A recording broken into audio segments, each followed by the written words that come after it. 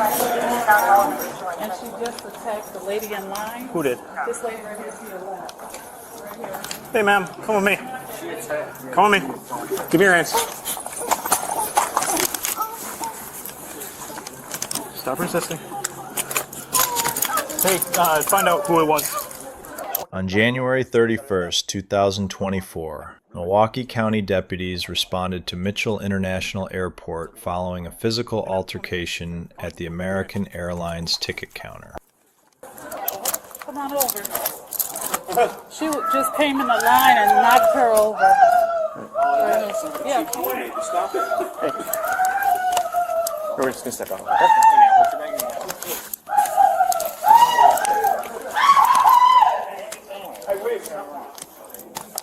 First of all, do you need any medical attention? No.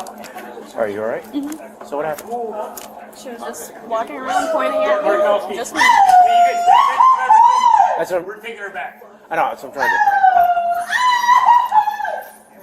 do. Yeah, I was just standing in line, minding my business. She keeps walking around, pointing at me and saying, "You," and comes up and just shoves me and smacks me. Alright, I'm going to ask you a very stupid question.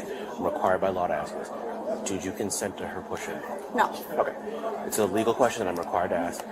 And you said that you do not need any medical attention? No. Did the shove cause any pain? I was facing this way. She came up from behind me. She shoved, and did she hit you, or just... Straight on, pushed me and smacked me. Where did she smack you? Just in the arm? Yeah, I wasn't even looking at her. Was it an open hand? I don't know. Okay. Do you have your ID on you? Yeah.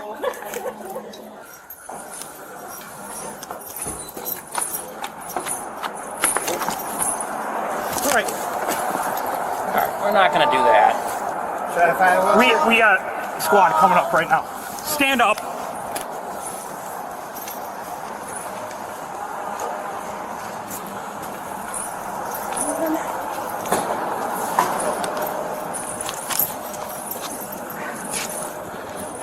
Someone pat her down real quick. Right, that guy's watching. So what happened? Activist. You're an activist? That gives you a right to punch someone? Can you spread your feet for me? Can't hear you. Spread your feet.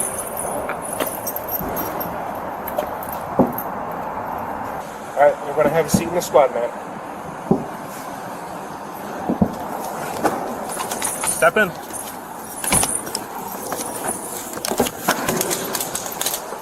It's fine.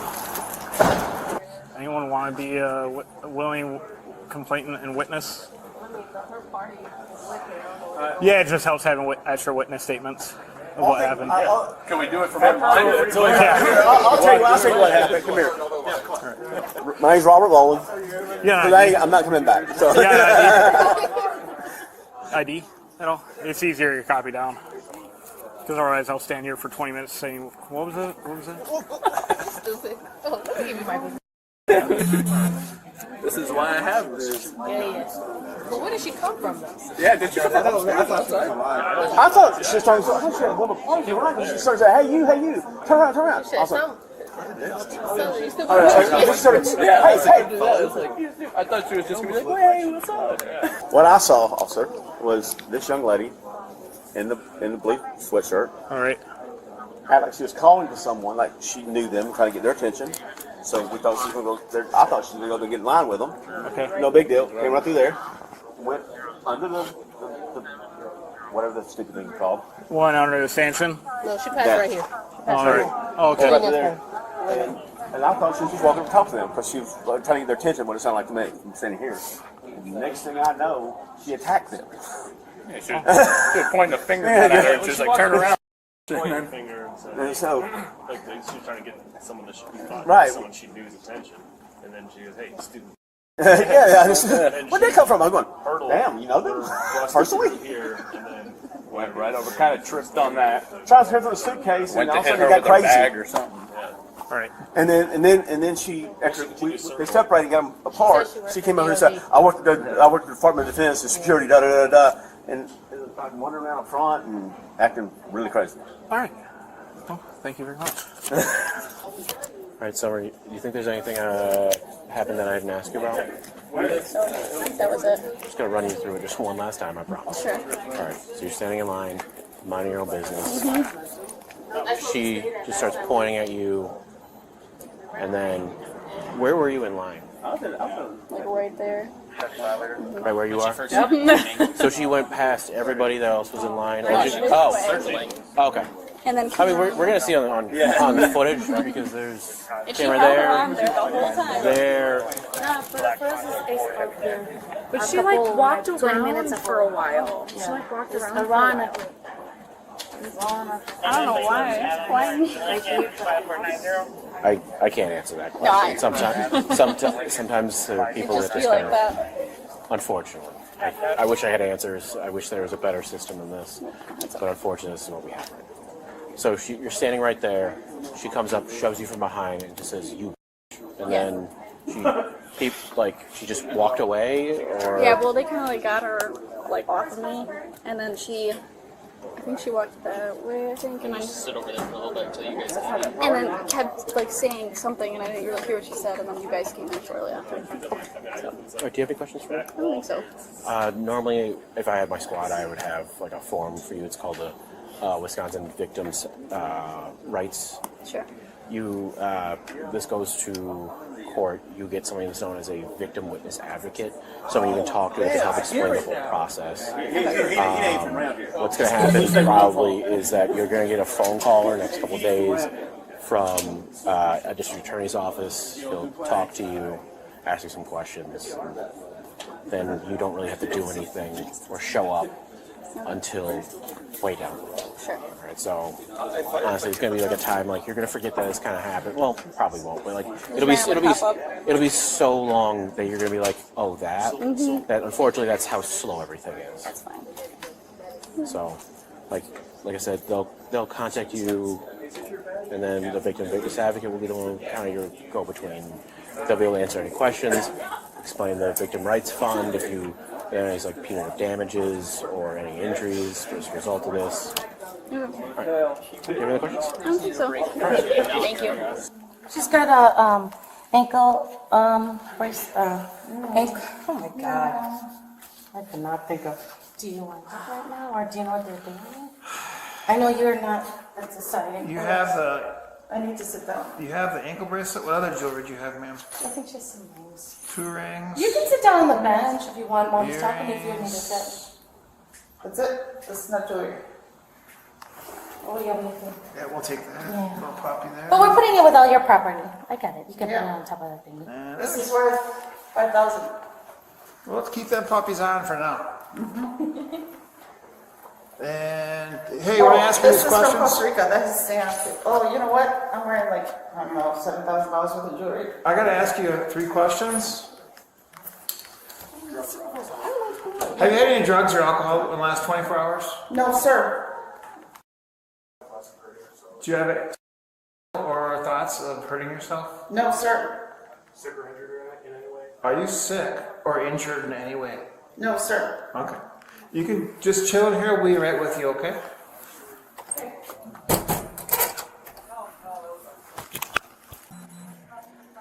This case demonstrates 3 critical legal principles: statutory element verification, probable cause convergence, and the limits of claimed immunity. The deputy's first action was interviewing witnesses. Under Wisconsin law, probable cause can be established through credible third-party accounts. When he located the victim, he asked a legally mandated question.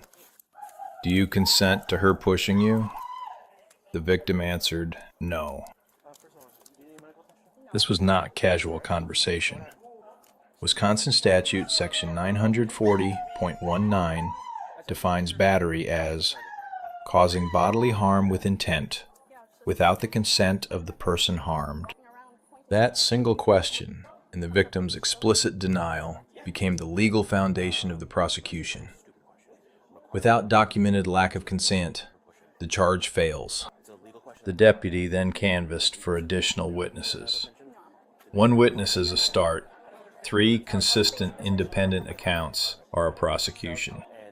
Robert Bowen described the suspect pointing at the victim, commanding, "Turn around," then pushing from behind.